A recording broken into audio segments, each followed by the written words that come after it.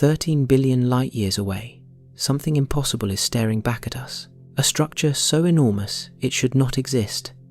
A wall of galaxies stretching across hundreds of millions of light-years, breaking every rule about how the early universe was supposed to behave. The James Webb Space Telescope pointed at a patch of ancient sky. What it found left scientists speechless. We are going to explore what this structure is, why it terrifies cosmologists, and what it could mean for everything we think we know about where all of this came from. If that sounds like your kind of journey, hit like and subscribe. Take a breath. We launch into the deep. Something strange came through in the data, and for a moment, no one said a word. The James Webb Space Telescope had been scanning a region of the sky that looked unremarkable, a patch of deep space, ancient light, the kind of observation astronomers run hundreds of times. But buried inside that light was a pattern, a structure, something organized on a scale that made researchers stare at their screens and check their numbers twice. What they found was a massive arc of galaxies, curved and aligned across a distance that stretches the imagination. Hundreds of millions of light-years from end to end, sitting in an era cosmologists call the cosmic dawn, less than 1 billion years after the Big Bang. Here is why that matters. In the early universe, matter was supposed to be spread out relatively smoothly. There had not been enough time for gravity to pull galaxies together into structures this large. Things were still spreading outward from the explosion that started it all. Large, organized structures were supposed to come much, much later. But this arc did not care about the rules. Picture a freshly baked loaf of bread, still hot from the oven. If you sliced it open 1 second after pulling it out, you would not expect to find a fully formed sandwich inside, with layers and fillings perfectly arranged. The ingredients simply would not have had enough time. That is essentially what astronomers found. A fully formed sandwich where there should have been nothing but dough. The structure has been nicknamed the Big Ark. Its discovery arrived through data collected during one of Webb's deep field observations, where the telescope stares at one tiny corner of the sky long enough to collect light from galaxies that existed when the cosmos was barely getting started. Confirmation came after researchers cross-referenced the data with gravitational lensing studies, a technique where a closer object bends light from a distant one, giving astronomers a magnifying glass aimed at the early universe. What they saw was consistent, repeatable, real. Scientists immediately asked the same question. How is this possible? The standard model of cosmology places strict limits on how large structures can be at different points in cosmic history. Those limits exist because of something called the cosmological principle, the foundational assumption that the universe, on large enough scales, looks roughly the same in every direction. No special places, no giant patterns, just a smooth, expanding sea of matter and energy. The Big Ark does not fit that picture. It is not alone either. Over the past decade, astronomers have catalogued other oversized structures, each one slightly more uncomfortable than the last. But Webb pushed the problem further back in time than ever before, to an era when these structures should have been completely impossible. And here is what keeps researchers up at night. If this structure formed so early, something in our model of the universe is either missing, wrong, or pointing towards something we have not yet considered. The discovery is not the end of the story. It is the beginning of a much stranger one. The cosmos does not hand out mysteries lightly. When it does, they tend to matter. And this one, hiding in a smear of ancient infrared light, may matter more than most. Before we go deeper, you need to understand what kind of machine found this. The James Webb Space Telescope operates in infrared light, which means it detects heat signatures and wavelengths that human eyes cannot see.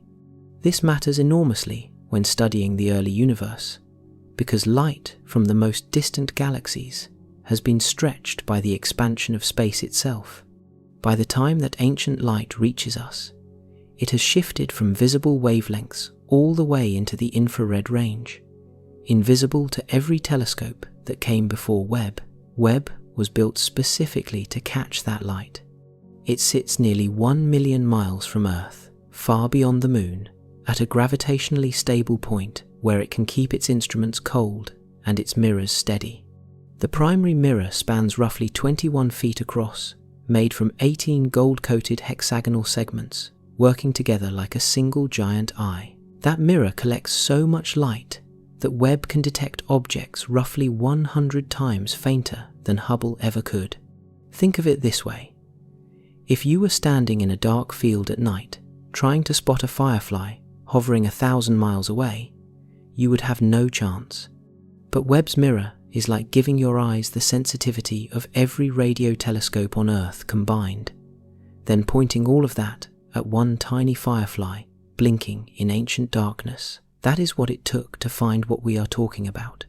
When Webb stares at a single patch of sky, every faint smear of light it captures might represent an entire galaxy containing hundreds of billions of stars, sitting so far away that the light we see today left before Earth existed, before our solar system formed, before anything we recognize had any shape at all.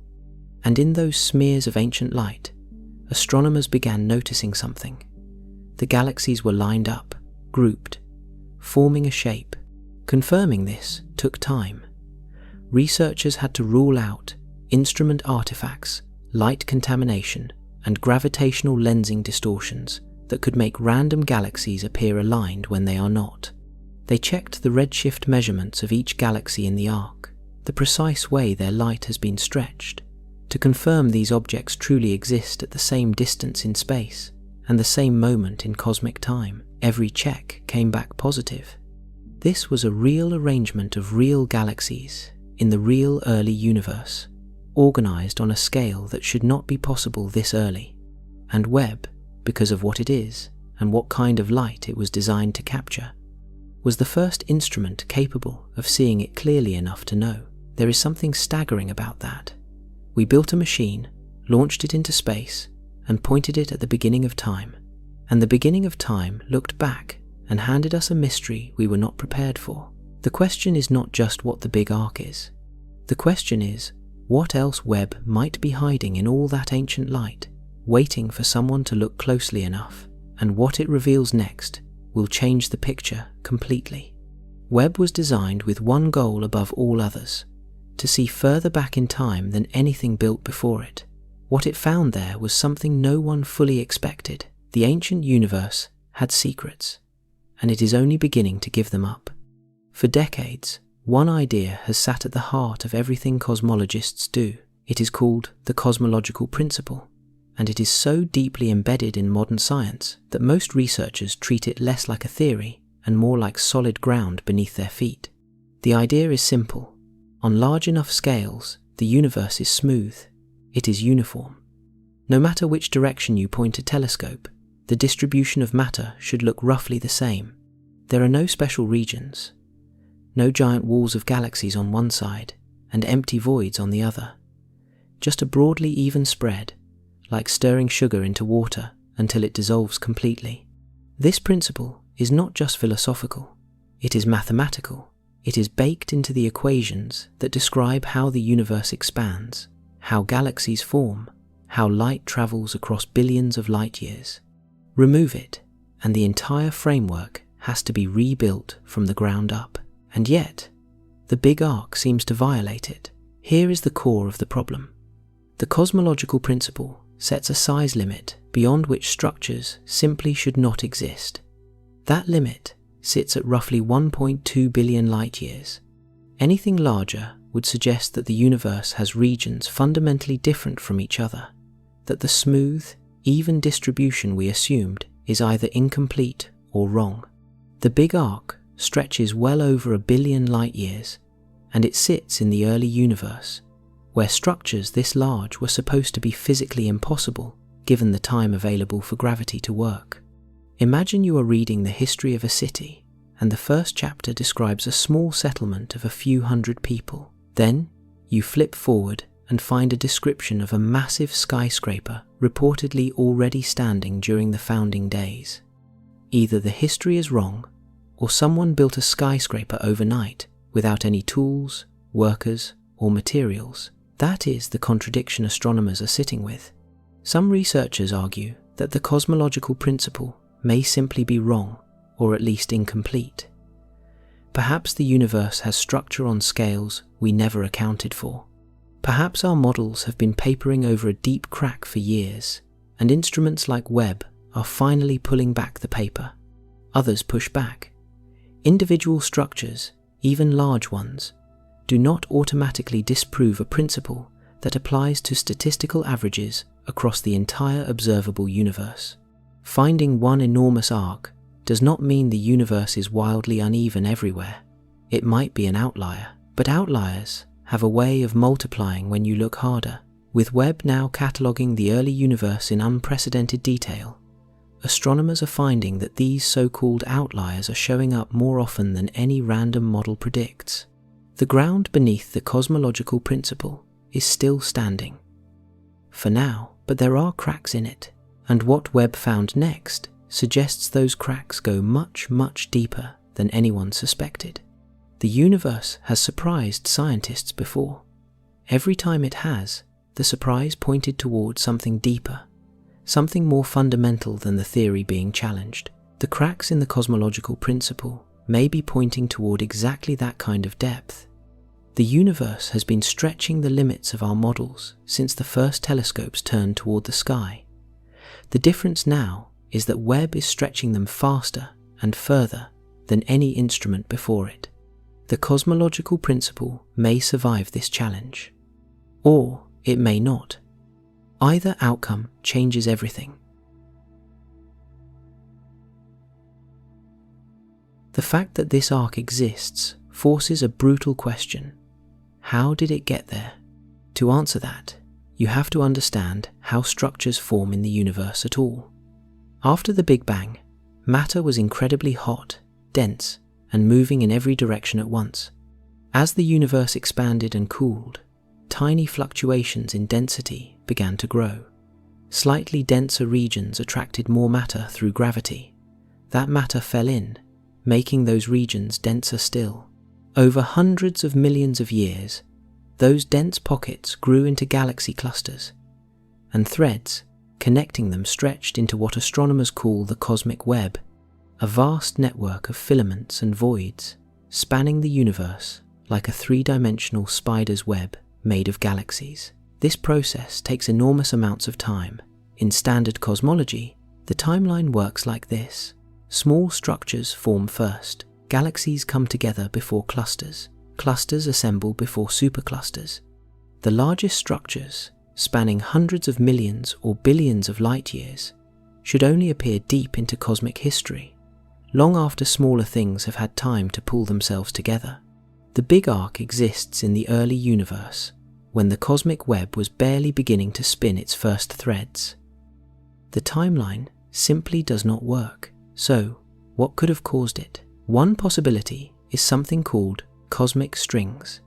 These are hypothetical, incredibly thin defects in the fabric of space itself, thought to have formed in the first fractions of a second after the Big Bang, as the universe cooled and its fundamental forces separated. A cosmic string would be nearly invisible, carrying enormous energy compressed into a thread thinner than a single atom. But as it moved through space, it would drag matter along with it, leaving behind a trail of aligned galaxies that could look, to a distant observer, very much like a giant arc. This idea has been around for decades. For most of that time, it stayed firmly in the category of interesting speculation, because no structure had ever been found that clearly matched what a cosmic string would leave behind. Until now, possibly. Another explanation involves primordial density waves, massive fluctuations locked into the fabric of space in the earliest moments of the universe's existence, before stars or galaxies existed at all. If those waves were larger or more powerful than standard models predict, they could have seeded structures far bigger than anything the current framework allows. There is also the possibility that dark matter the invisible substance making up most of the matter in the universe, behaves in ways our models do not yet capture. Different behaviors in the early universe could accelerate the formation of large structures in ways that would look impossible under the current framework. None of these explanations is confirmed. All of them are on the table.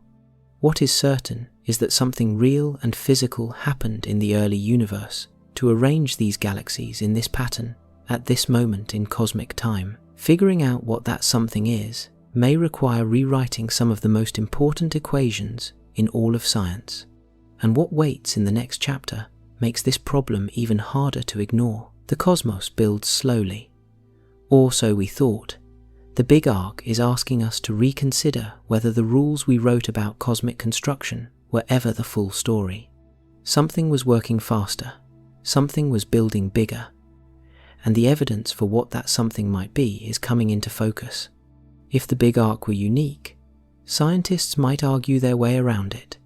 A single anomaly, however large, can be classified as a statistical outlier, something at the edge of the expected range, uncomfortable, but not necessarily dangerous to the existing framework. The problem is that the Big Ark is not unique. Over the past several years, as telescopes have grown more powerful and sky surveys more thorough, astronomers have assembled a growing list of structures that seem too large to exist. Each one sits somewhere on the spectrum between inconvenient and deeply unsettling. The Hercules Corona Borealis Great Wall is currently the largest known structure in the observable universe.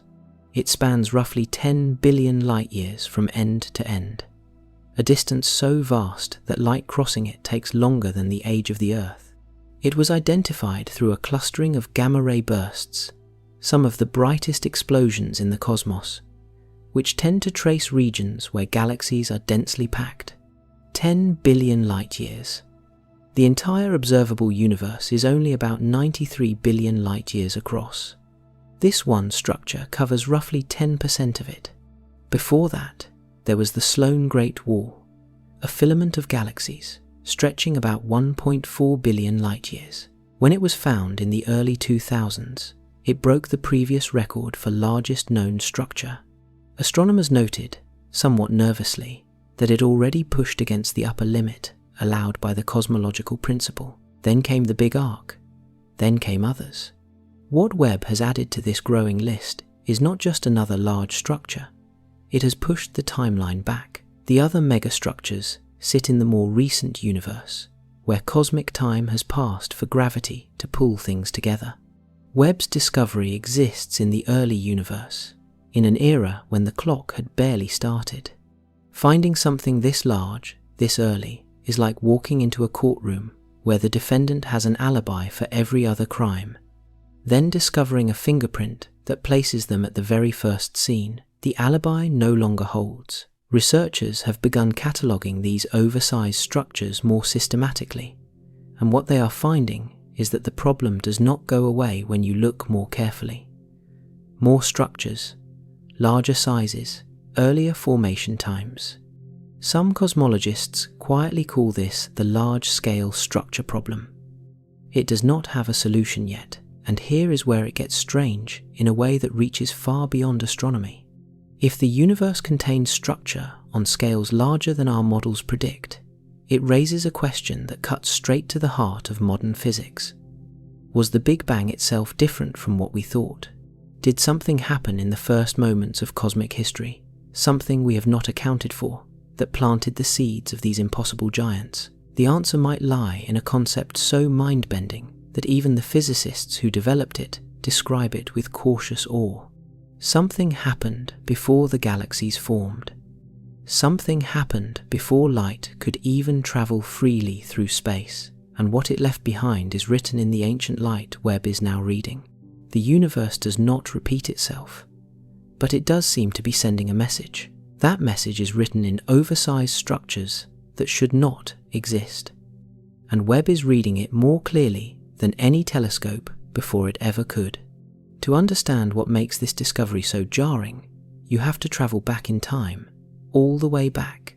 About 400,000 years after the Big Bang, the universe cooled enough for atoms to form. Before that moment, space was so hot and dense that light could not travel freely. Photons were constantly scattered in every direction, trapped in a thick fog of charged particles. The universe was opaque. Then, almost suddenly on a cosmic timescale, things cooled just enough for electrons to latch onto protons and form neutral hydrogen. The fog cleared, light was released. That ancient light still fills the universe today as the cosmic microwave background, a faint glow of radiation that Webb and other telescopes have studied in extraordinary detail. But the story does not stop there. After the fog cleared, the universe entered what astronomers call the cosmic dark ages. There were no stars yet, no galaxies, no light sources at all, just cold hydrogen gas drifting in the dark, slowly being pulled by gravity toward the densest regions left over from the initial fluctuations after the Big Bang. Somewhere between 100 million and 500 million years after the Big Bang, the first stars ignited. Astronomers call this era the cosmic dawn. It is the moment when the universe first lit up, when the long darkness ended and light began carving through the hydrogen fog for the second time. This is the era Webb was designed to study, and this is the era in which the Big Ark exists. The galaxies in this structure were already forming, already arranging themselves into this massive pattern during or shortly after the cosmic dawn. That is the part that stops physicists cold. These galaxies had almost no time to drift together under gravity. The universe was still in its infancy. The cosmic web was barely sketched out. And yet, here was a structure on a scale that, in standard models, takes billions of years to assemble. Here is a way to feel the weight of that. Imagine watching a time-lapse of a city being built. In the first few seconds of footage, there are only a handful of wooden shacks. Then suddenly, without any construction in between, a massive bridge appears, fully formed, spanning a river that is barely visible yet. No workers, no scaffolding, no history of assembly. Just a bridge, already complete, in the city's first morning. That is what astronomers are looking at. The cosmic dawn should have been a time of small, scattered, individual galaxies just beginning their lives.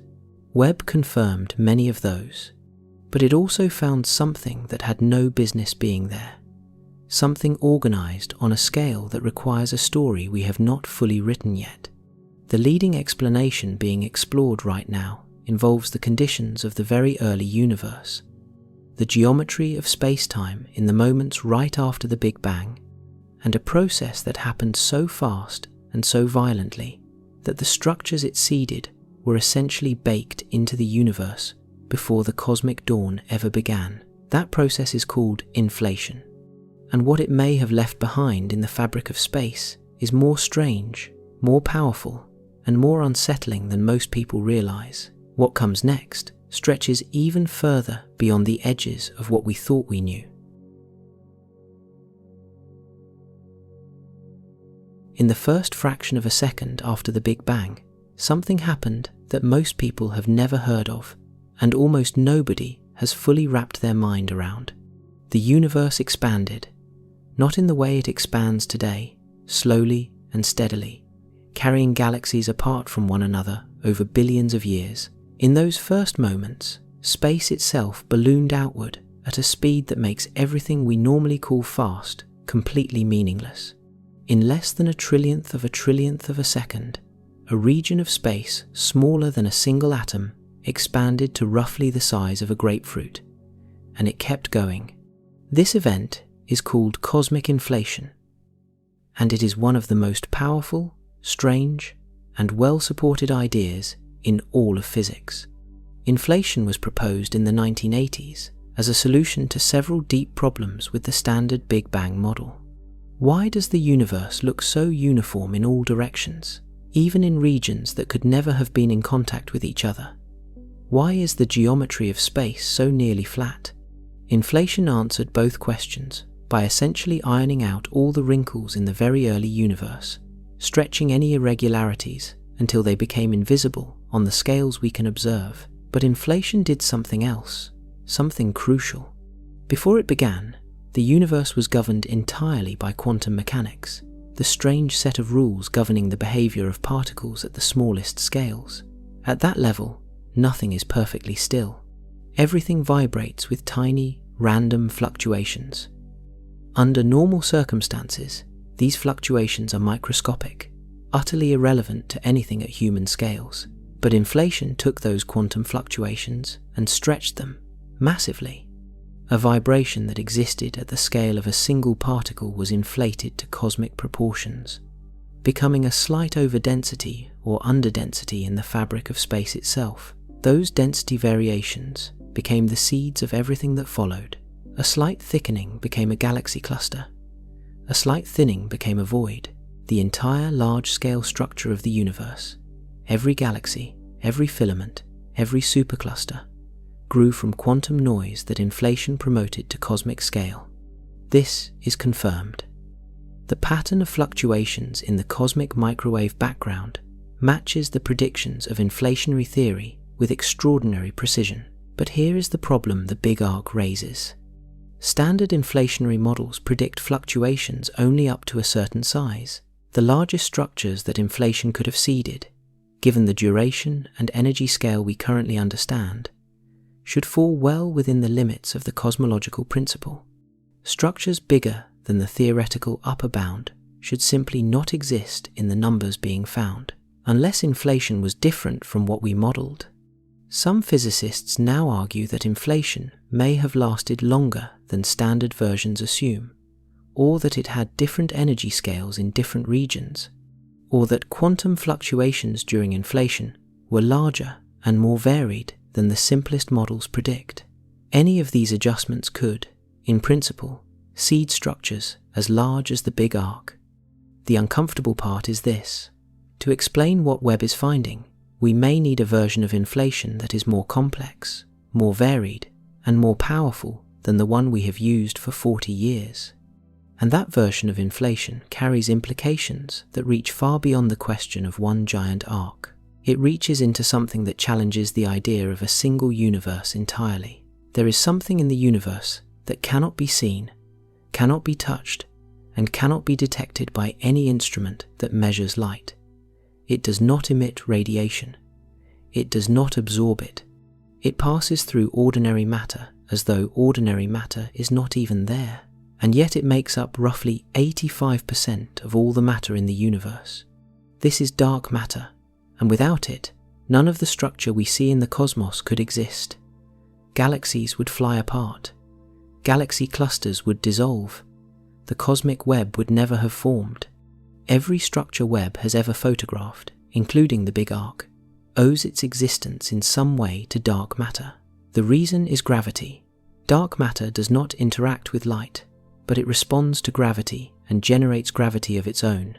In the early universe, dark matter began clumping together before ordinary matter could, because it was not affected by the pressure waves bouncing through the hot plasma that held ordinary matter suspended.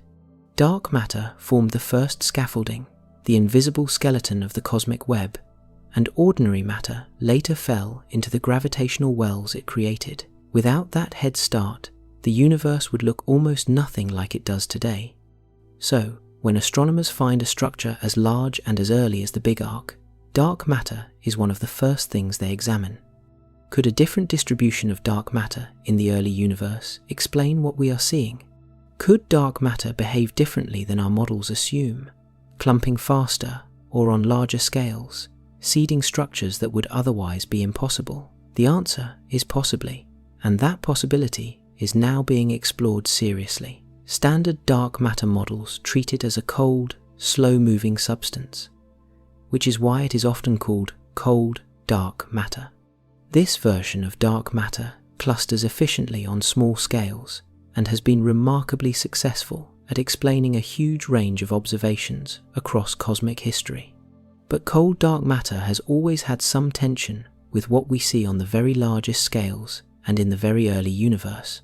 Some observations suggest structure at those extremes does not quite match the predictions. The Big Ark intensifies that tension. Some researchers have proposed alternatives. Warm dark matter, which moves faster and would naturally suppress the formation of very small structures, while potentially allowing very large ones. Fuzzy dark matter, a quantum version of the idea in which dark matter behaves like a wave rather than a particle, smearing out on small scales but organizing differently on enormous ones. Self-interacting dark matter, which would collide and scatter among itself in ways ordinary dark matter does not. Each of these alternatives changes the predictions for large-scale structure. Each of them, under the right conditions, could potentially allow something like the Big Ark to form earlier than the standard model permits. None is confirmed. All are being actively tested against the flood of new data Webb is providing. And somewhere in that flood, hidden in the infrared signatures of ancient light, may be a clue about what dark matter actually is. A question that has haunted physics for nearly a century, still unanswered, now pulling at the edges of our biggest cosmic mystery. The dark matter puzzle and the Big Ark puzzle may not be two separate problems. They may be the same problem, wearing two different faces, and the next layer of this mystery is stranger still. To confirm that the Big Ark was real, astronomers needed more than infrared images. They needed a second opinion, and the universe, in one of its stranger habits, provided one through a phenomenon that Albert Einstein predicted over a century ago. Gravitational lensing occurs when a massive object, a galaxy cluster for example, bends the light passing near it. Space itself is curved by mass, and light follows that curve. The result is that distant objects viewed through or near a massive foreground structure appear distorted, stretched, or sometimes duplicated. In extreme cases, a single background galaxy can be smeared into a ring of light around its lensing foreground object. Astronomers use this effect as a cosmic magnifying glass. By carefully analyzing how background objects are distorted, they can map the mass distribution of the foreground structure, including the dark matter that would otherwise be invisible. They can also verify the distances and alignments of background objects with a precision that direct observation alone cannot achieve. When researchers pointed this technique at the region where the Big Ark was identified, the results were striking. The lensing data confirmed the alignment of the galaxies. It confirmed their distances, placing them together in the same slice of cosmic time during the early universe. And it revealed something additional in the mass distribution of the region. Hints of structure in the dark matter scaffolding that went beyond what the visible galaxies alone would suggest. The lensing was showing the skeleton beneath the skin, and that skeleton had a shape. It was organized, curved, extended across a distance that matched the arc of visible galaxies. The dark matter distribution and the galaxy distribution were telling the same story, which strongly suggests that whatever process formed this structure involved both ordinary and dark matter working together, drawn along the same underlying path. This is exactly what you would expect if something like a cosmic string had dragged matter across space in the early universe. A cosmic string would curve through space, and matter, both dark and ordinary, would be pulled toward it. The result would be a long, curved arc of galaxies and dark matter, aligned along the path the string had traced. This does not confirm the cosmic string hypothesis. It is consistent with it. There is a meaningful difference between those two things, and scientists are careful about that distinction. But consistency is not nothing. The gravitational lensing maps are being scrutinized by multiple independent research groups. They are looking for alternative explanations, running simulations, testing whether standard cosmological models can produce anything resembling this dark matter skeleton at this point in cosmic history. Early results suggest it is very difficult. Current simulations, even when pushed to their edges, struggle to produce structures like this using only the physics we already know. Something is either missing from the models or present in the universe that the models do not include, and among the candidates for that, something is one of the most exotic relics of the Big Bang that physics has ever proposed. Something so strange, so thin and so powerful that if one passed through the Earth right now, you would not feel it, but the galaxies would. The data is pointing in one direction.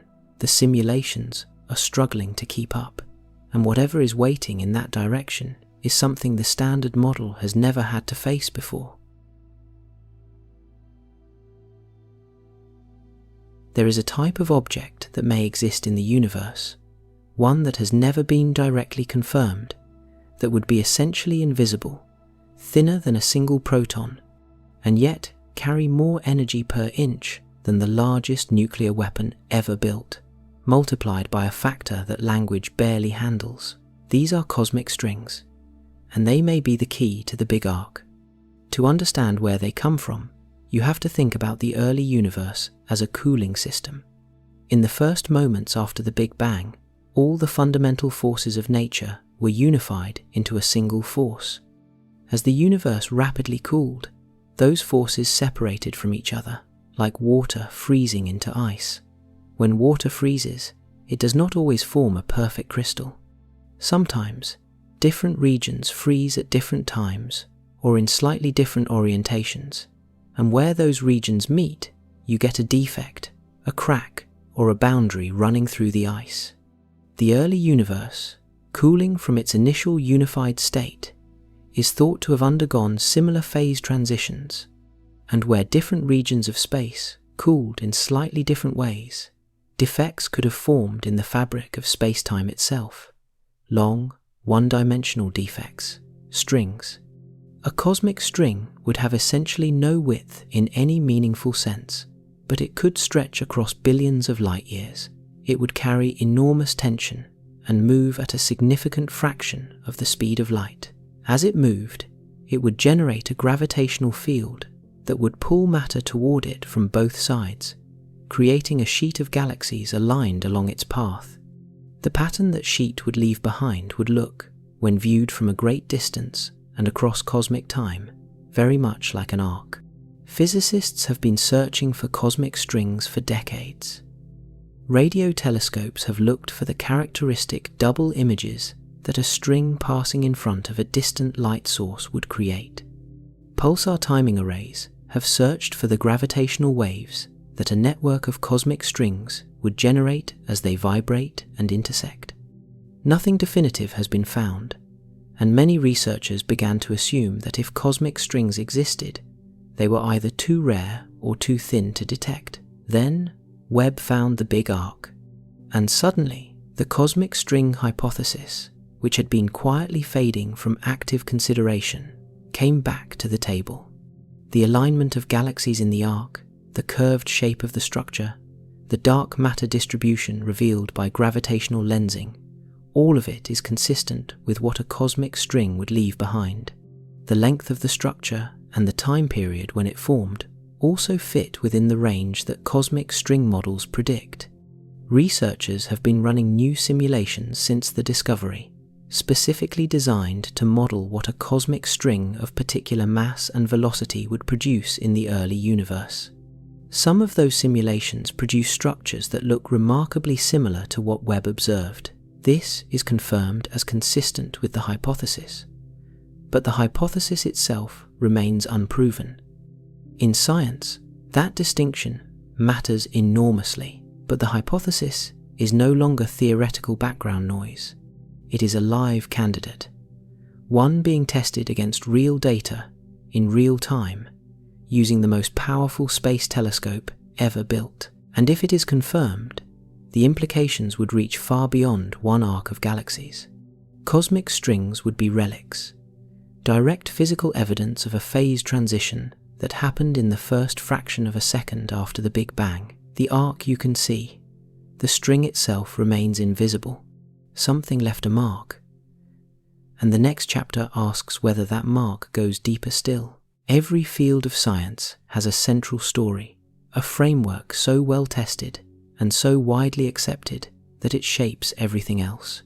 For cosmology, that story is the Big Bang model, combined with inflation and the standard picture of how matter and energy evolved over cosmic time. It is an extraordinary achievement, built over a century of observation, mathematics, and experiment, this framework successfully predicted the cosmic microwave background, the abundance of light elements in the universe, the large-scale structure of galaxy clusters, the expansion history of the cosmos, and dozens of other observations with remarkable precision, and now Webb is tugging at its edges.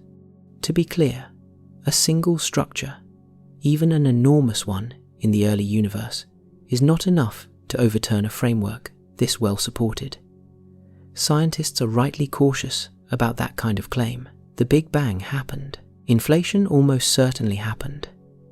The universe is roughly 14 billion years old, but the details within that framework, the specific models of how structure formed and how quickly, the assumptions built into the cosmological principle, the parameters governing dark matter and inflation, these are areas where new data can and should force revision. And revision, in science, is progress. The Big Ark forces a specific question. Were the initial conditions of the universe different from what our standard model assumes? Were the quantum fluctuations seeded by inflation more powerful, more varied, or more structured than the simplest models predict? Was there physics operating in the first seconds of the universe that we have not accounted for? These are not questions that lead nowhere.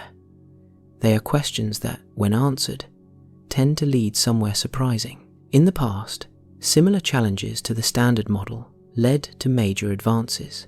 When astronomers discovered in the 1990s that the expansion of the universe was accelerating rather than slowing down, it forced the introduction of dark energy into the framework. Dark energy now makes up roughly 68% of the total energy content of the universe, and its discovery fundamentally changed our understanding of cosmic fate. Something similar may be happening now. The discovery of the Big Ark, combined with the growing list of oversized structures and the increasing tension between observations and predictions, may be pointing toward a new ingredient in the cosmological recipe, something that affects structure formation at large scales and early times. The candidates are varied. Modified gravity, which proposes that our equations for how gravity works may be slightly wrong at very large scales. Early dark energy, a form of dark energy that was active in the first moments of the universe and then faded. Primordial magnetic fields, interactions between dark matter and other particles that we have not detected yet. Each of these would leave a different fingerprint in the data Webb is collecting. Researchers are comparing those fingerprints right now, and somewhere in the spectra of ancient galaxies, in the distribution of dark matter halos, in the clustering statistics of the cosmic dawn, an answer is beginning to take shape. It is not fully visible yet, but the next discovery may bring it into focus. What Webb found, just beyond the Big Ark, suggests the universe has been hiding something extraordinary, something that rewrites not just a chapter of the story, but the entire opening act. The next chapter is already being written, and it starts with galaxies that grew up far too fast. We have established that the Big Ark should not exist, but there is a second crisis hiding inside the first one, and it makes everything harder to explain. When astronomers examined the individual galaxies making up this structure, they expected to find young, small, still-forming collections of stars. That is what the early universe should contain. Infant galaxies, chaotic and underdeveloped, still pulling in their first clouds of gas, still lighting their first generations of stars. What they found instead looked far older than it had any right to be. Several of the galaxies inside the Ark appear to be massive, mature galaxies. They contain enormous numbers of stars, hundreds of billions in some cases, and they show signs of having already gone through multiple cycles of star formation and stellar death. Some of them appear to have already begun shutting down, their star formation slowing or stopping entirely, which typically takes billions of years to happen. These galaxies look like middle-aged adults. The universe at that point was barely a toddler. Webb has been finding unexpectedly mature galaxies since its first deep field images were released, generating intense debate immediately. Some researchers suggested that these objects only appeared massive because they were forming stars at an unusually rapid rate, which would make them glow brighter and look heavier than they actually were. But follow-up analysis has largely confirmed the initial readings. These galaxies are genuinely massive. They formed their stars faster than any model predicted was possible, and they did it far earlier than the standard timeline of cosmic evolution allows. Finding them inside the Big Ark adds another layer. These galaxies did not just form quickly in isolation. They formed quickly inside an already organized large-scale structure, which means the structure itself may have accelerated their growth, or both the structure and the rapid galaxy formation share a common cause, something unusual about the conditions in that particular region of the early universe. Think of it like finding not just a fully built skyscraper in a new city, but discovering that every room inside is already furnished, lived in, and showing years of wear.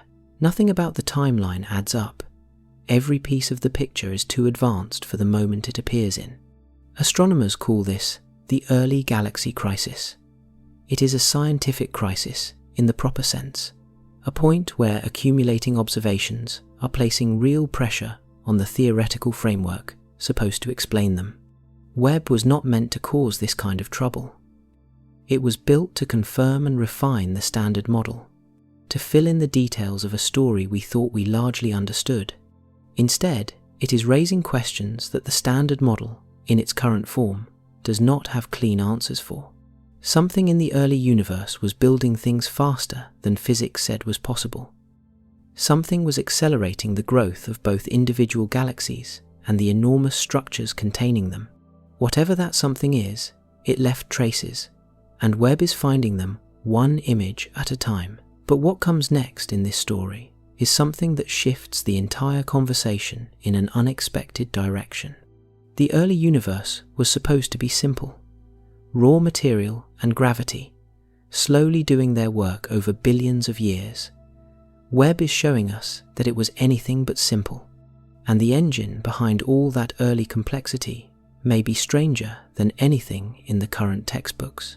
Hidden at the center of nearly every large galaxy in the universe is an object so extreme that the laws of physics as we understand them break down at its core.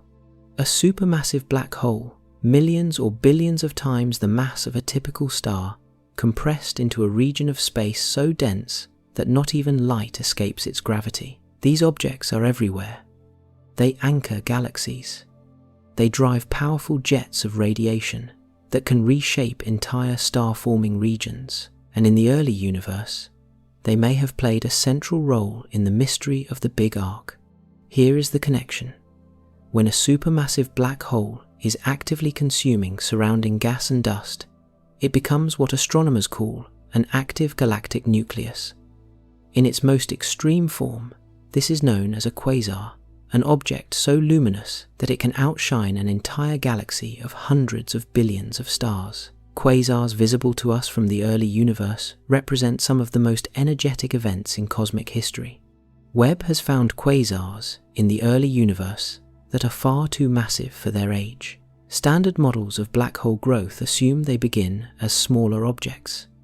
Stellar mass black holes formed when massive stars collapse at the end of their lives, and then gradually grow by consuming surrounding material over hundreds of millions of years. There is a speed limit on how fast this process can operate, set by the radiation pressure that a growing black hole generates, which pushes back against infalling matter. But the quasars Webb is finding in the early universe are already enormous. They are billions of times the mass of a typical star, already active, already shaping their host galaxies, in a universe barely old enough to have let them form at all. Inside the Big Ark, several of the galaxies show signs of hosting highly active central regions, pumping out energy at rates consistent with actively feeding black holes. This activity would have compressed surrounding gas into new stars rapidly, which could partially explain why these galaxies appear so mature. But the deeper question is where those black holes came from. One possibility being seriously considered is that the first black holes in the universe did not form from collapsing stars at all. They may have formed directly from enormous clouds of gas, collapsing catastrophically in the early universe, skipping the star formation stage entirely and producing massive black holes almost immediately after the cosmic dawn began. This idea, called direct collapse black holes, is a theory, not a confirmed fact. It requires specific conditions that are difficult to arrange in standard models, but it would explain the impossibly large black holes Webb keeps finding. And if direct collapse happened in the region of space that later became the Big Ark, it could have given that region a gravitational head start, a set of already massive black holes seeding galaxy growth at a rate that left everything else behind. The black holes may not just be passengers inside this mystery, they may be part of the engine driving it. The jets these black holes fire can extend for millions of light years, ionizing gas, triggering star formation, and shaping the distribution of matter across distances that rival the scale of the arc itself. The universe builds large with small, violent engines, and those engines were running full throttle at the cosmic dawn. Every structure in the universe has a shadow. When matter clumps together into filaments, galaxy clusters, and arcs, it has to come from somewhere. The matter does not appear from nothing. It flows in from surrounding regions, pulled by gravity toward the densest areas, and the regions it leaves behind become voids, vast stretches of nearly empty space that sit alongside the structures of the cosmic web, like the spaces between threads of a net. On the opposite side of the Big Ark, in the region of space that faces away from its densest concentration of galaxies, there is a corresponding underdensity, a region where matter is thinner than average, where galaxies are fewer, where the cosmic web has been partially drained to feed the growth of the structure across the way. This is expected. In fact, it is one of the ways astronomers verify that a large structure is real rather than an optical or statistical artifact. Find a wall of galaxies, and you should find a void adjacent to it. The two features are connected. One cannot exist without the other. The void adjacent to the Big Ark is consistent with this expectation in some ways, but its size is also unusual. Like the arc itself, the corresponding underdense region appears larger than standard models predict for that point in cosmic history. Voids are not simply empty. They contain diffuse gas, isolated galaxies, and faint filaments of the cosmic web. But the physics inside a void is fundamentally different from the physics inside a dense structure. Gravity is weaker. Galaxies forming inside voids tend to be smaller and evolve differently from galaxies forming in the dense neighborhoods of filaments and clusters. Studying voids alongside structures like the Big Ark gives cosmologists a fuller picture of how matter distributed itself in the early universe.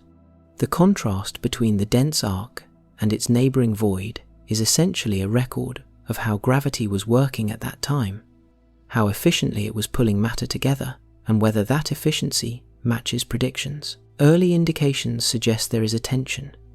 The contrast between the arc and the void is sharper than expected. The density difference is larger than simulations typically produce at that cosmic epoch. One possibility involves a concept called baryon acoustic oscillations. These are pressure waves that rippled through the hot plasma of the early universe, like sound waves moving through the primordial fog. When the universe cooled and the fog cleared, those waves froze into the distribution of matter, leaving a faint but detectable imprint on the large-scale structure of the cosmos. The characteristic scale of these oscillations is well understood and has been measured precisely. But if something amplified or altered those waves in a particular region, it could produce a structure and corresponding void larger and sharper than expected. The Big Ark may be sitting at the crest of an unusually powerful primordial wave.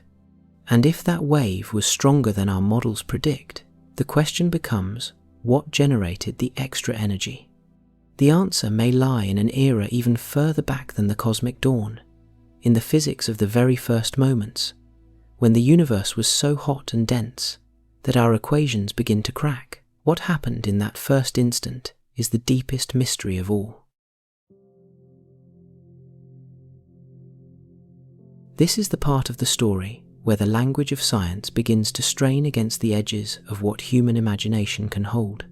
The Big Bang is usually described as the beginning of everything, the starting point, the moment before which there was nothing, no space, no time, no matter, no energy, just an absence of everything that then, suddenly and violently, became everything.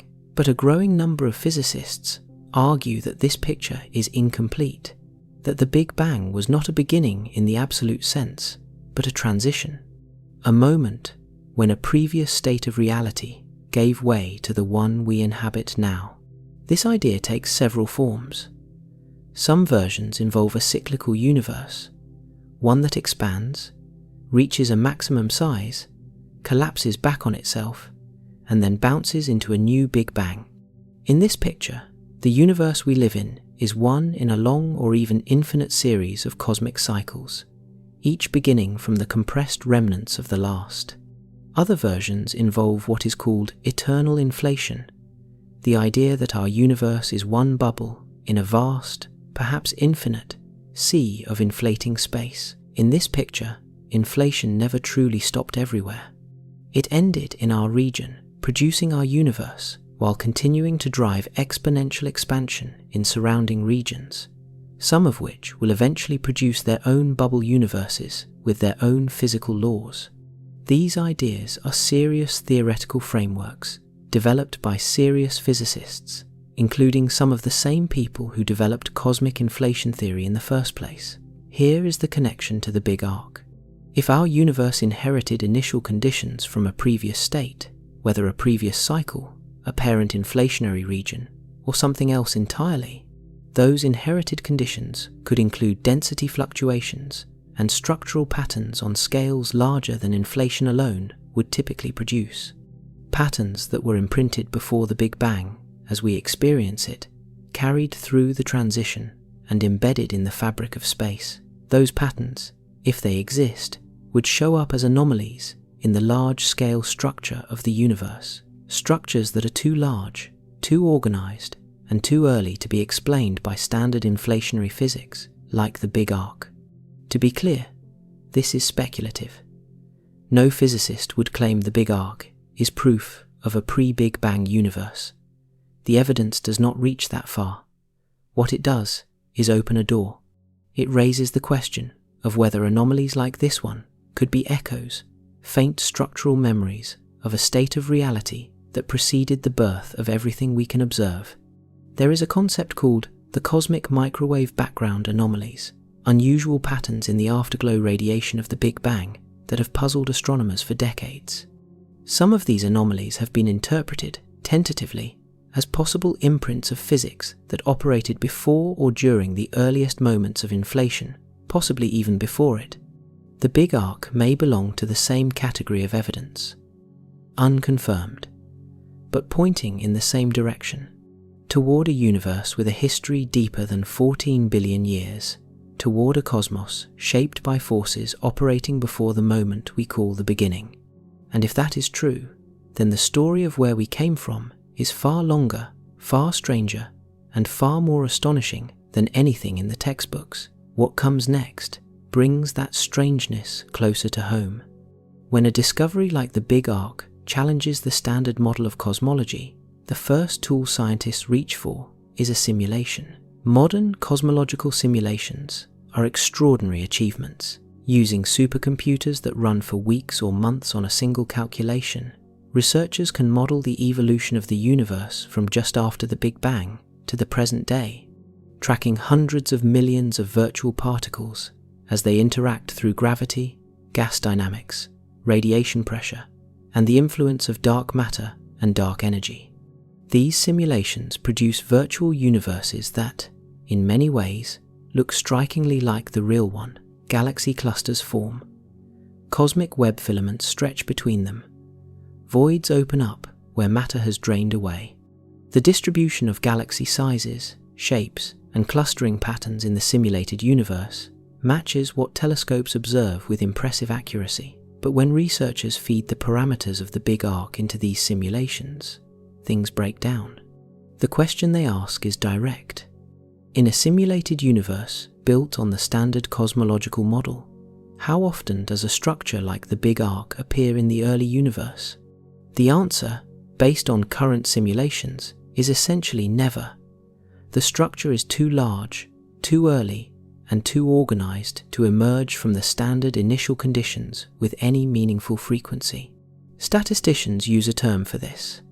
They call it the sigma level of an anomaly, measuring how many standard deviations away from the expected distribution a particular observation falls. A 2 sigma anomaly is mildly interesting. A 3 sigma anomaly makes researchers sit up. A 5 sigma anomaly is considered definitive in physics, enough to claim a discovery. Some estimates place the Big Ark at a level of tension with the standard model sitting well above 2 sigma. Exactly how far above is still being debated, partly because the boundaries of the structure are not perfectly defined, and partly because different simulation frameworks give slightly different baseline predictions. But the direction of the tension is clear. The simulations are struggling. Researchers have begun modifying their simulations to test alternative scenarios. What happens if dark matter interacts with itself? What if inflation had a slightly different energy profile? What if primordial magnetic fields were stronger?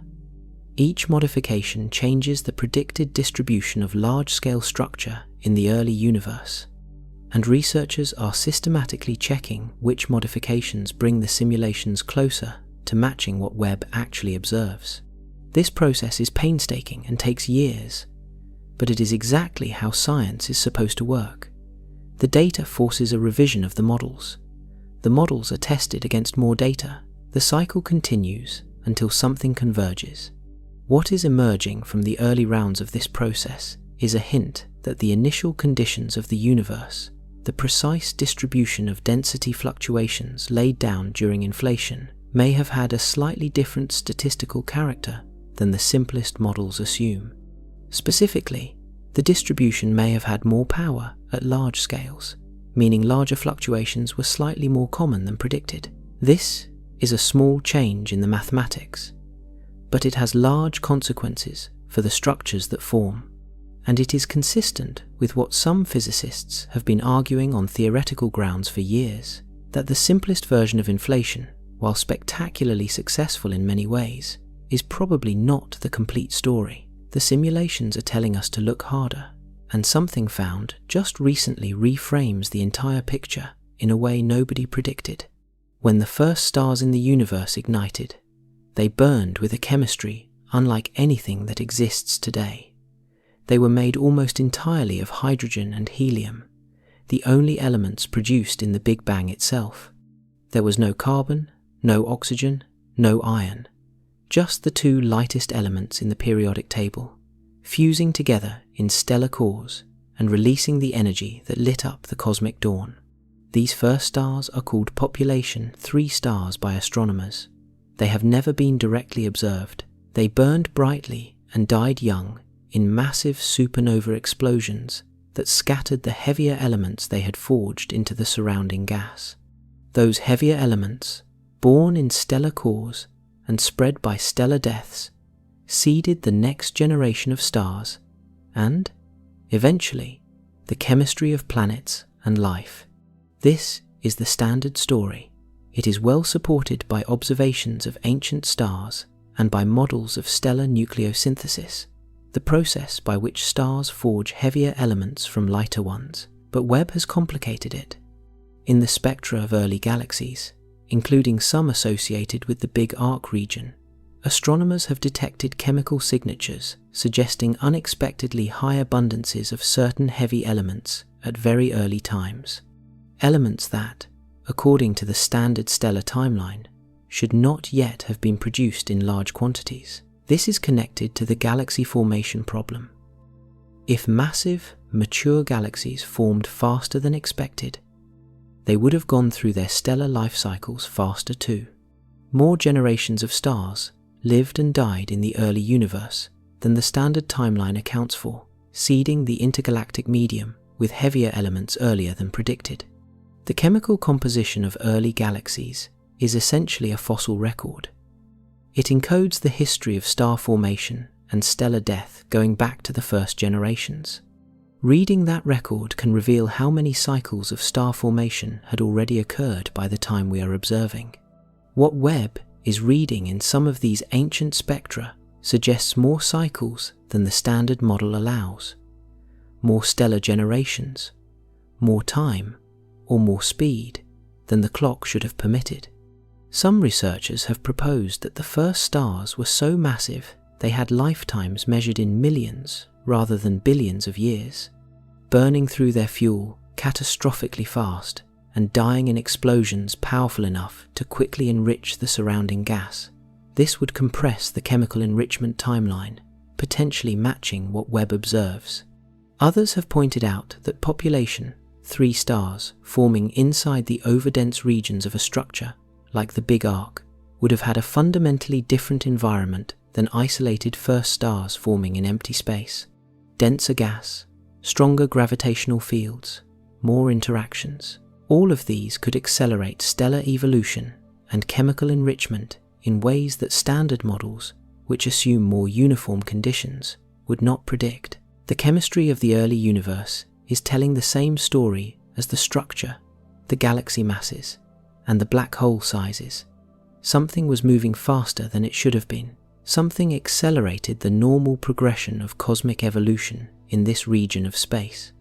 The question of what that something is has not yet been answered, but the next chapter examines a candidate at the very edge of known physics, something so strange it keeps appearing in the data as a possible explanation for multiple anomalies at once. There may be black holes scattered throughout the universe that no one created, not formed from dying stars, not grown from galactic centers feeding on surrounding gas, but born directly from the chaos of the early universe itself, in the first fractions of a second after the Big Bang, before a single star had ever burned. These hypothetical objects are called primordial black holes.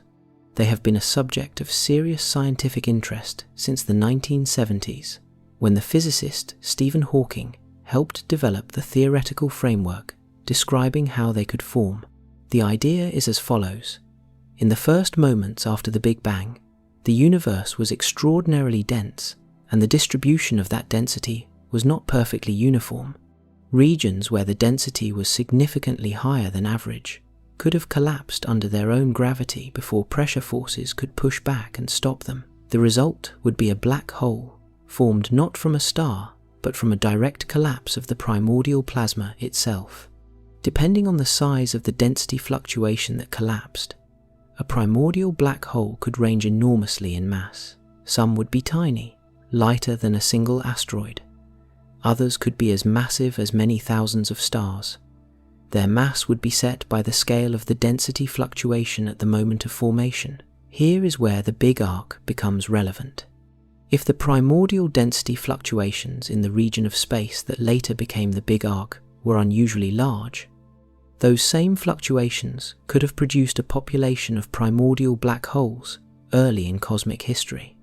Those black holes, distributed throughout that region, would have acted as seeds for rapid galaxy formation. Galaxies would have assembled around them faster than they could assemble from scratch, because the gravitational scaffolding was already in place.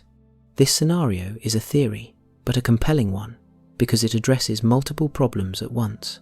The early structure of the arc, the unusually massive galaxies inside it, the unexpectedly large black holes at those galaxies' centers. All of it could follow naturally from an early population of primordial black holes, seeding growth across a region where the initial density fluctuations were stronger than average. And there is a further connection that makes this idea particularly interesting. Dark matter has never been directly detected despite decades of searching.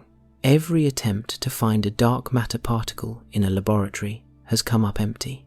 Some physicists have begun taking more seriously the possibility that a fraction of dark matter could be made up of primordial black holes rather than exotic particles. If that is the case, then dark matter is not invisible because it does not interact with light in the way particles do. It is invisible because black holes, especially small ones, are simply very hard to see against the background of the universe. They bend light through gravitational lensing, but detecting that bending requires looking in the right place at the right time with the right instruments. Webb may be able to help constrain this possibility.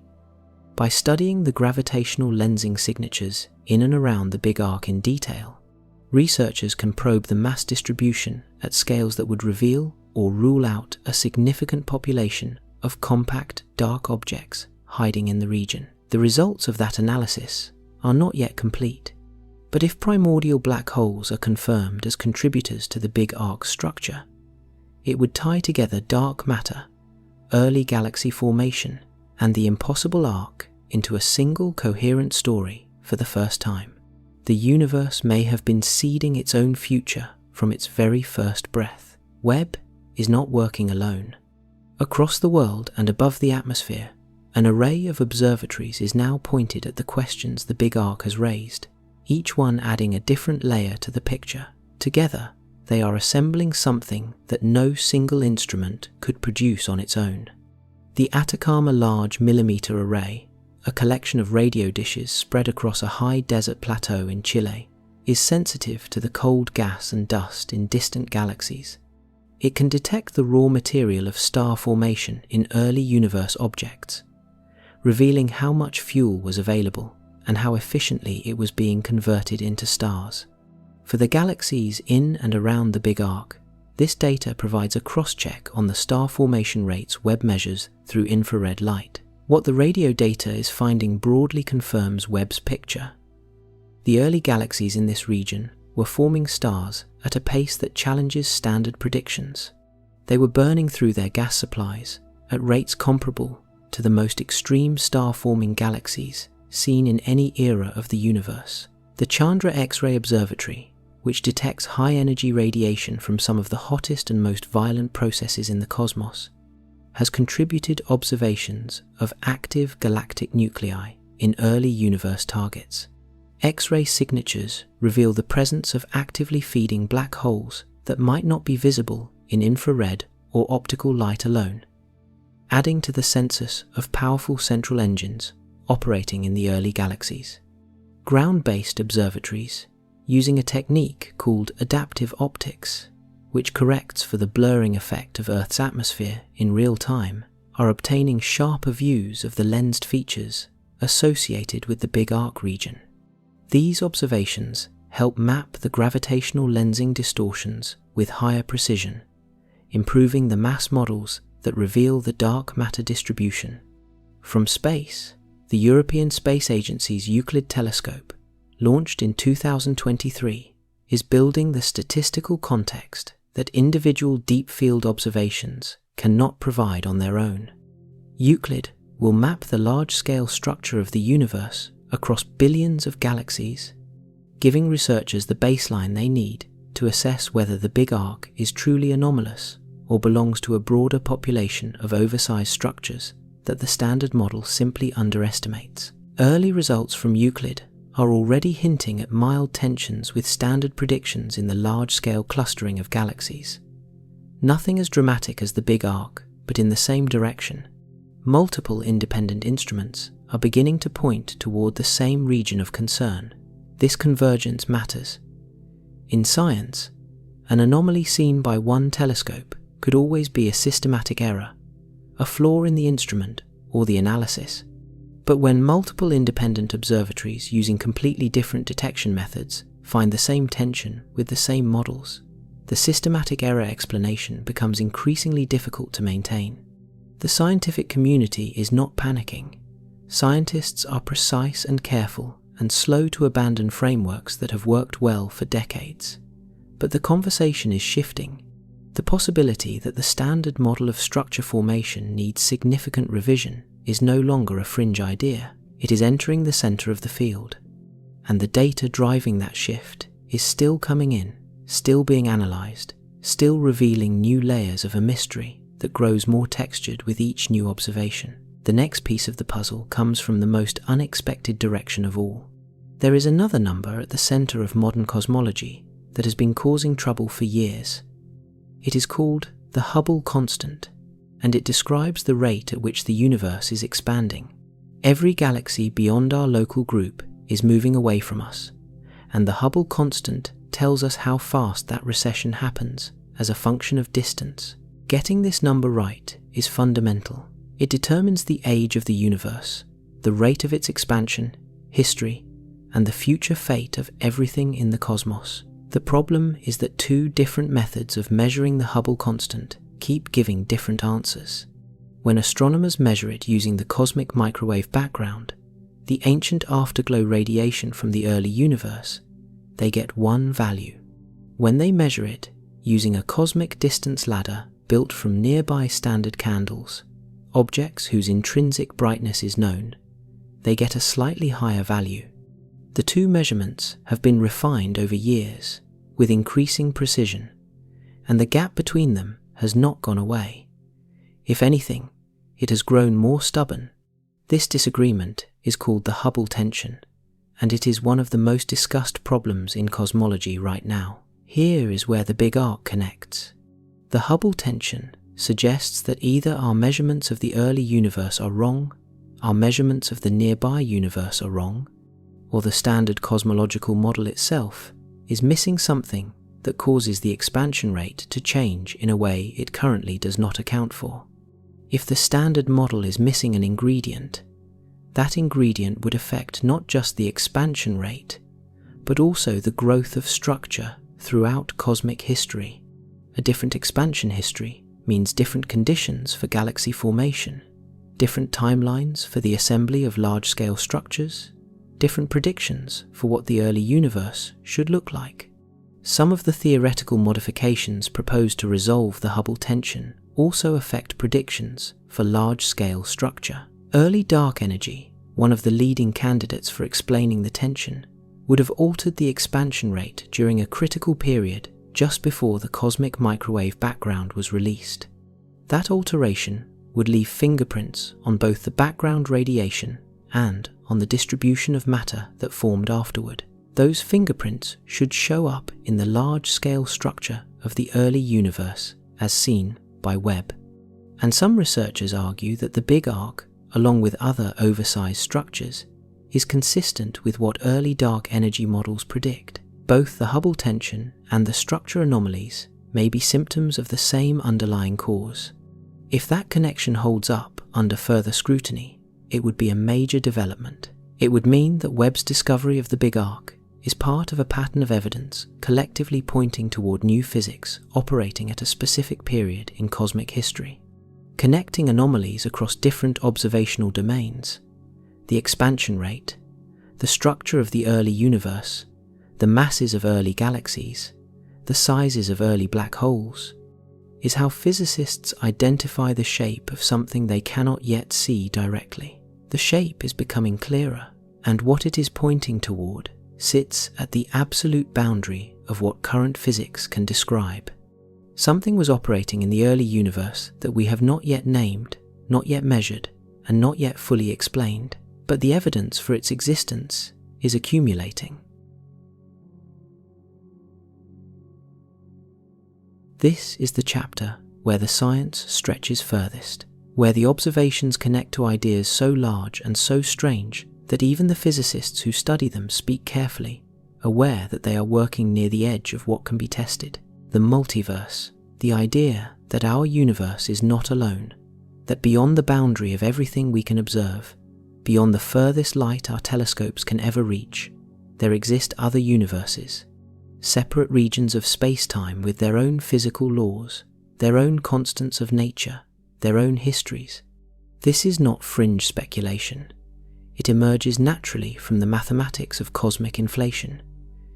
In the eternal inflation picture, inflation never fully stops. It continues in most of space while ending in particular regions, each ending producing a bubble universe. Our universe is one bubble.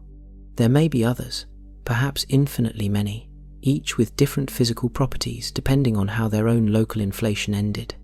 In this picture, The physical constants we measure, the strength of gravity, the mass of electrons, the speed of light, are not fundamental truths of all reality.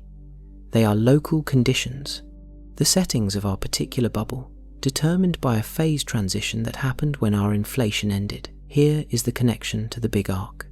If our universe formed as a bubble in an inflating background, it may have collided with other bubbles during or after its formation. Such a collision would have left a mark, a region of our observable universe where conditions were slightly different, where the density of matter was enhanced or reduced, where the structure that formed afterward reflected the influence of an outside contact. Some physicists have proposed that certain anomalies in the cosmic microwave background, particularly the so-called cold spot, a region of slightly lower temperature than the surrounding background, could be evidence of a bubble collision. This remains contested. Many researchers remain skeptical that current data is sufficient to distinguish a bubble collision signature from statistical fluctuations, but the Big Ark raises the question again from a different angle. Could a region of enhanced structure in the early universe, one where matter organized itself faster and into larger patterns than the standard model predicts, reflect the influence of conditions inherited from contact with another region of the inflating background? No one is claiming this is proven. The science has not reached that conclusion. What can be said is that the Big Ark sits in the territory where these questions become worth asking seriously, where anomalies in the observable universe begin to connect, however tentatively, to ideas about a reality larger than our observable universe. The boundary between cosmology and the multiverse has always been uncomfortable because the multiverse, by definition, lies beyond the horizon of observation. If there are other bubbles, we can never directly see them. Their existence would have to be inferred from indirect evidence, from patterns in our own universe that only make sense if they were shaped by something outside it. Webb is finding anomalies in the early universe that, one by one, push the standard model toward explanations that reach further than anyone planned. And in science, when the explanations keep reaching in the same direction, it is usually worth following where they lead. Even if where they lead is beyond everything we can see. Pull back from the equations and the simulations and the spectra for a moment. Step back from the language of sigma values and density fluctuations and inflationary parameters. Ask a different question. What does the Big Ark mean for us?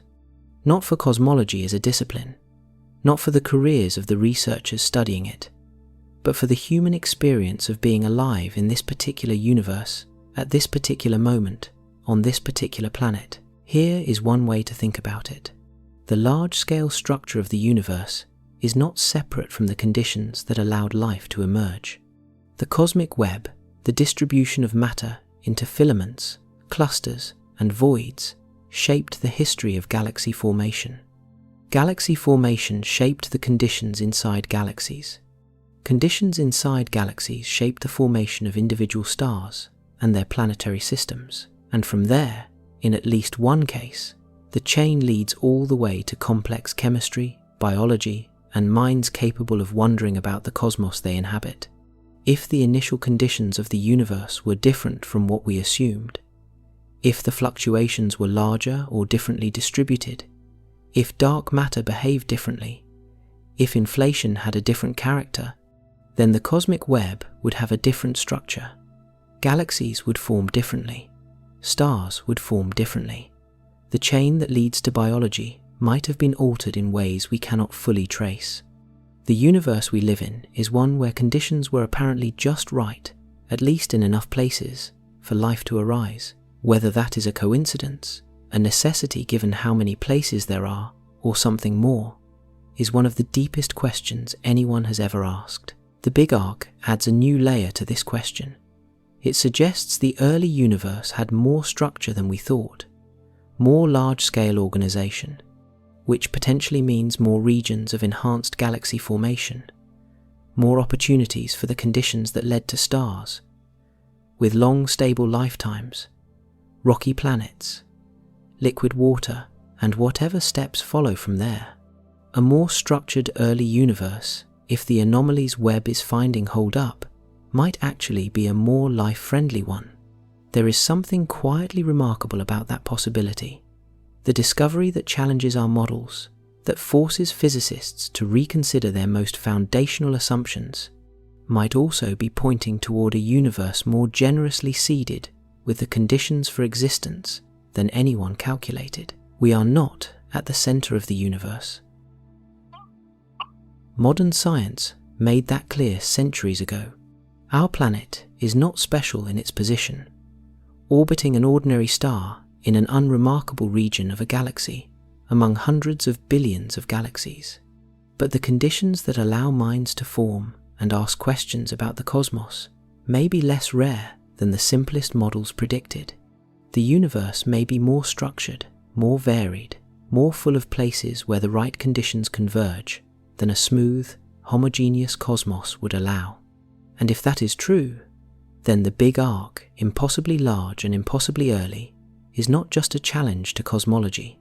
It is a hint that the universe has been arranging conditions for complexity, for chemistry, for life, on a scale and from a moment earlier than we ever imagined. That is not a small thing to carry out of a graph of infrared light. The Big Ark is asking us to look at the universe differently, to consider that what we see may be only a fraction of what exists, shaped by forces operating at scales and in eras we have barely begun to understand.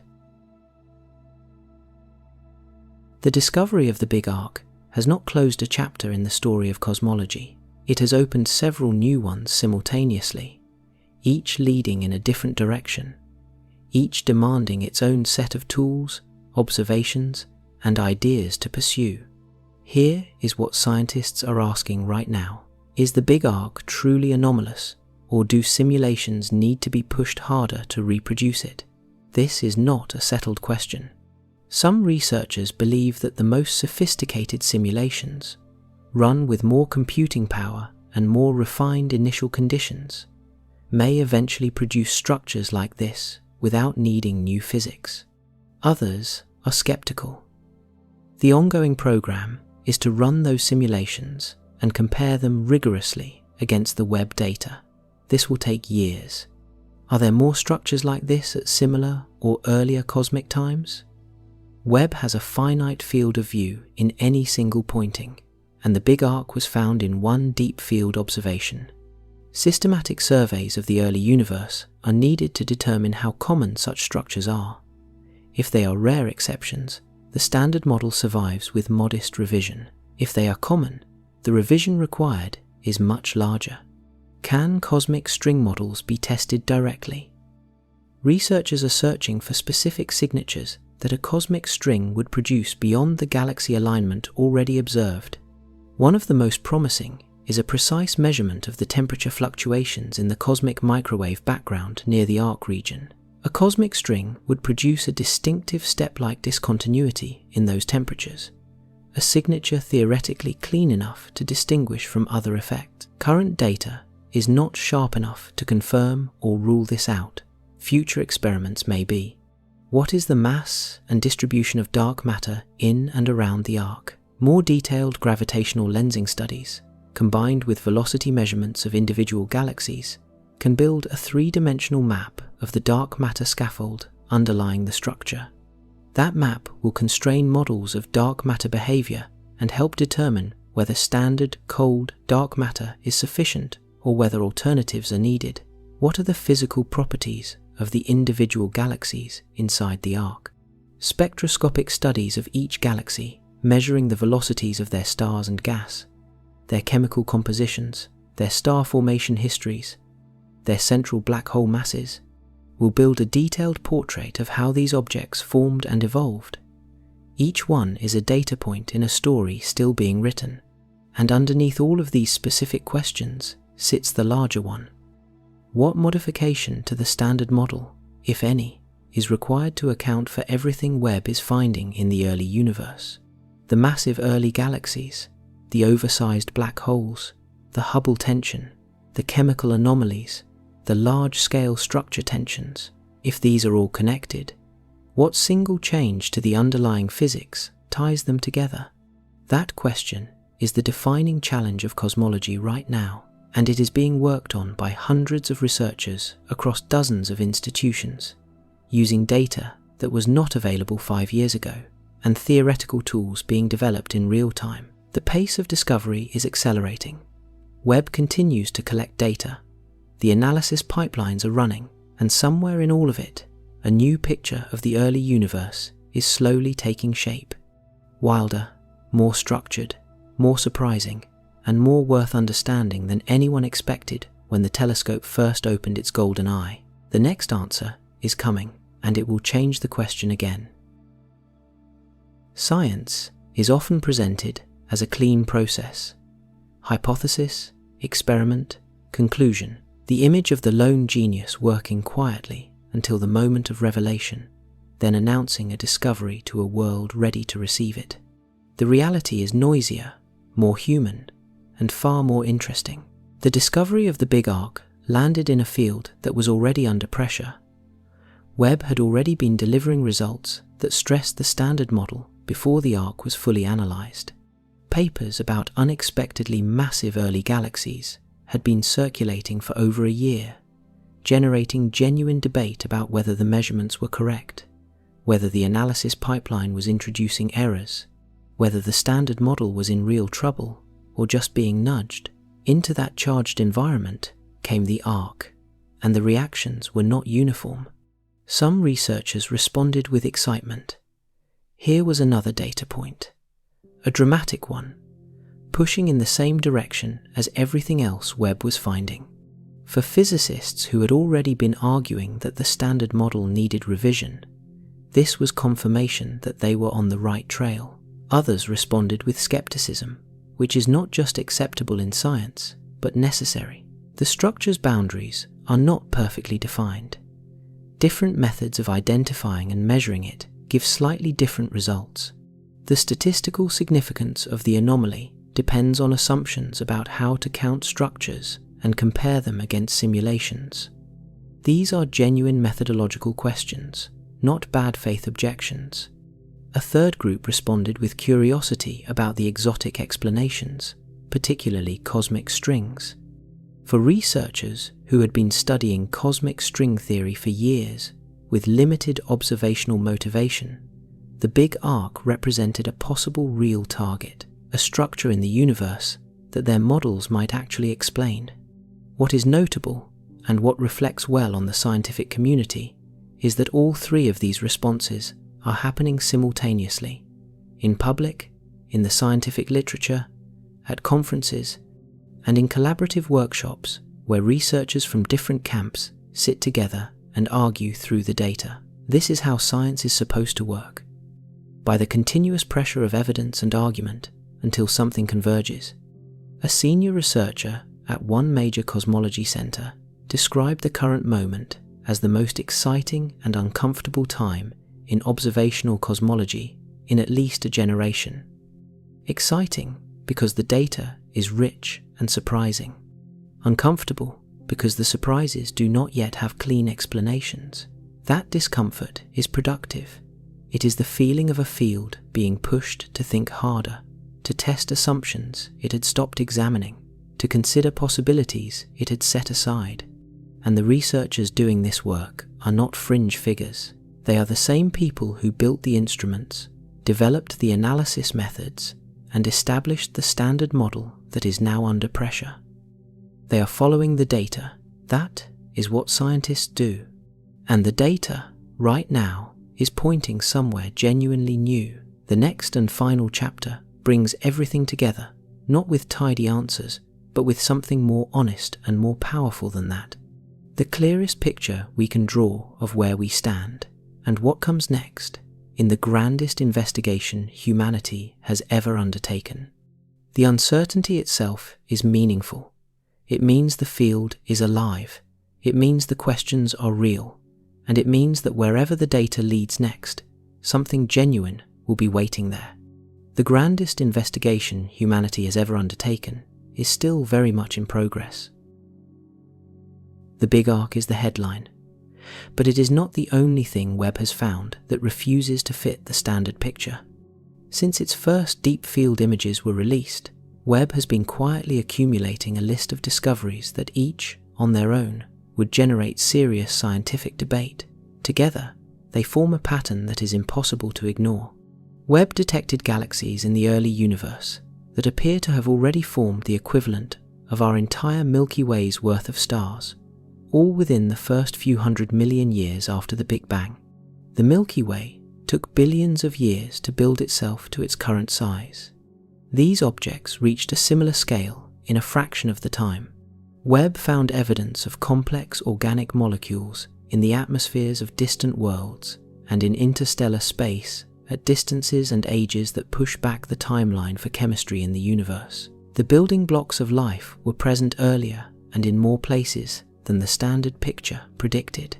Webb detected a galaxy so massive and so ancient that when the discovery paper was released, one of the lead researchers publicly stated that if the measurement is correct, our model of the early universe is broken. That quote made headlines. The measurement has since been scrutinized extensively. It has held up. Webb also found that some early galaxies have shapes, structures, and rotational properties that look far more like the well-organized spiral and elliptical galaxies of the modern universe than the chaotic, clumpy objects the early universe was supposed to contain. Organization takes time. These galaxies appear to have skipped the chaotic stage almost entirely. Each of these discoveries feeds into the same fundamental question that the Big Ark raised first. Was the early universe more organized, more energetic, more structured, and more active than our models assumed? The growing body of evidence suggests yes, and here is what makes this moment genuinely significant for anyone paying attention, beyond the community of astronomers and physicists studying these questions professionally. We are watching the scientific process work in real time. We are watching data arrive from the edge of the observable universe and challenge ideas that have stood for decades. We are watching researchers push back, verify, argue, revise, and slowly build towards something new. That is not a comfortable process. It is not supposed to be. Science advances through exactly this kind of friction, through the collision of what we expected and what we actually found. Webb was launched as an instrument to confirm and extend a story we thought we knew. Instead, it keeps handing us chapters we were not prepared for. And the story it is building, piece by piece, observation by observation, is turning out to be larger and stranger and more magnificent than the one we thought we were in. The final chapter of this journey asks the only question that matters after all of this. Where does it leave us, and where do we go from here? The story Webb is telling is not finished. It may not be finished in our lifetimes, but each new image, each new spectrum, each new measurement brings the picture into slightly sharper focus, and that picture is turning out to be stranger, more beautiful, and more full of questions than anyone expected. We have traveled far in this story. We started with a signal in the data, a pattern in ancient light captured by a telescope sitting alone nearly 1 million miles from Earth. A curve of galaxies arranged across distances so vast that the numbers require imagination rather than calculation to truly feel. We traced what that pattern means, what it challenges, what it might be telling us about the nature of the universe, about the physics of its earliest moments, about the assumptions embedded so deeply in our models that we stopped noticing they were assumptions. Here is where we stand. The Big Ark is real. Multiple independent lines of evidence confirm it. It exists in the early universe at a time and on a scale that stretches the standard model of cosmology close to its limits. It belongs to a growing collection of anomalies that Webb and other telescopes are assembling, all of them pushing in the same direction, toward a universe that is more structured, more complex, and more surprising in its early chapters than our best theories predicted. The explanation for the arc is not yet known. Cosmic strings remain a live candidate, confirmed as consistent with the structure's shape, its size, and the dark matter distribution revealed by gravitational lensing. Modified initial conditions from inflation, unusual dark matter behavior, primordial black holes, and early density waves are all being investigated. None is confirmed. All are being tested. The standard model of cosmology is being renovated. The renovation is being forced by data, and the data is coming faster than at any point in the history of astronomy. What does this mean for the largest questions? It means we may be living in a universe whose story is longer and stranger than the textbooks describe. A universe shaped by events that happened in the first fraction of a second of its existence, possibly by physics we have not yet encountered, possibly by conditions inherited from something that preceded the Big Bang itself. It means the large-scale structure of the cosmos was built on a foundation laid before stars existed, before light could travel freely, before any of the objects we recognize as part of the universe had formed. And it means that we are, right now, in the middle of one of the most consequential revisions in the history of cosmology. Somewhere in the middle of a story whose ending has not been written, Webb will continue observing. Euclid will map the large-scale structure with unprecedented breadth. New ground-based experiments will probe the cosmic microwave background with finer resolution. Pulsar timing arrays will search for the gravitational wave background that a network of cosmic strings would produce. Each observation adds a piece.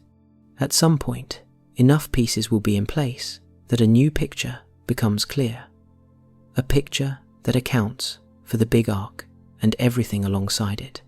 A picture that either revises the standard model in a focused, specific way or opens the door to something more radical. We do not yet know which it will be. That is the position science is always in at its most alive. Standing at the edge of what is known, looking into what is not, with tools powerful enough to ask the question and minds willing to follow where the answer leads. The universe is under no obligation to be simple. It is turning out to be magnificent instead.